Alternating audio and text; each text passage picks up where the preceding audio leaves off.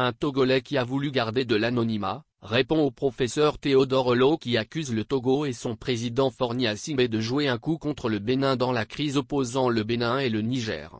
Le professeur Théodore Olo sur les antennes de RFI, est allé loin pour dire que le Togo n'a jamais respecté et adhéré aux valeurs de la CEDEAO et que Lomé n'a toujours pas digéré la détention de Rekia Madougou, l'ex-conseillère de Faure Gnassingbé.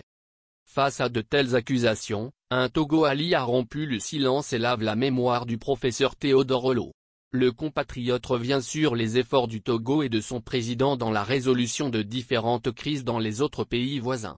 Mieux encore, de mémoire des Togolais, il nous souvient que c'est ici au Togo que Patrice Talon a réservé sa toute première sortie après son élection en 2016, via la frontière Ila-Konodji afin, dit-il, de venir s'enquérir des sages et utiles conseils de son frère et jeune doyen togolais, remonte le Togolais qui ne partage pas du tout les accusations infondées du professeur Théodore Olo.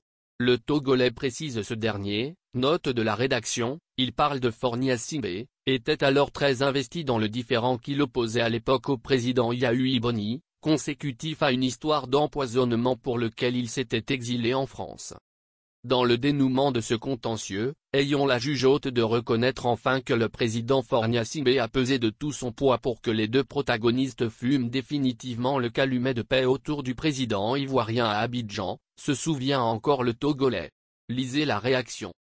On n'a pas besoin d'écouter le professeur Théodore Olo pour comprendre l'enjeu géopolitique de cette crise et toutes ses variables. Il faut placer les faits dans leur contexte historique pour dire avant tout, que rien ne prédispose à guère nos États voisins et frères à une quelconque belligérance. Mieux encore, de mémoire des Togolais, il nous souvient que c'est ici au Togo que Patrice Talon a réservé sa toute première sortie après son élection en 2016, via la frontière Ila-Konodji afin, dit-il, de venir s'enquérir des sages et utiles conseils de son frère et jeune doyen togolais. Ce dernier était alors très investi dans le différend qui l'opposait à l'époque au président Yahui Boni, consécutif à une histoire d'empoisonnement pour lequel il s'était exilé en France.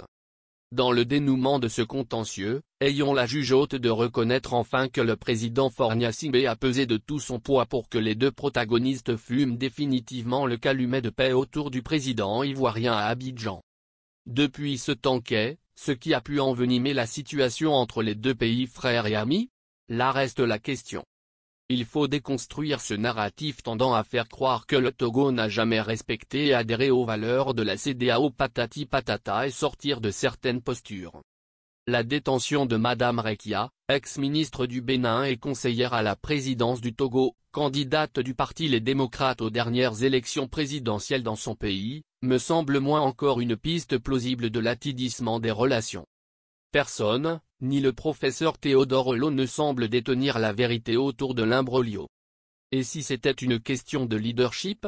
C'est sans surprise que le président Faure Gnassingbé a prouvé dans la récente crise entre le Niger et la CEDEAO, qu'il reste un acteur clé et un dirigeant pragmatique pour un heureux dénouement.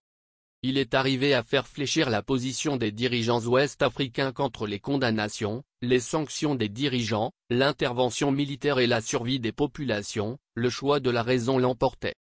Son leadership éclairé et ses recettes de grands et incontournables médiateurs ouest-africains ne peuvent que faire des jaloux. Mieux, pourquoi devrait-il, Talon, Ouattara, les Embalo, Macky Sall et consorts, apparaître comme des enfants de cœur? C'est tout l'enjeu.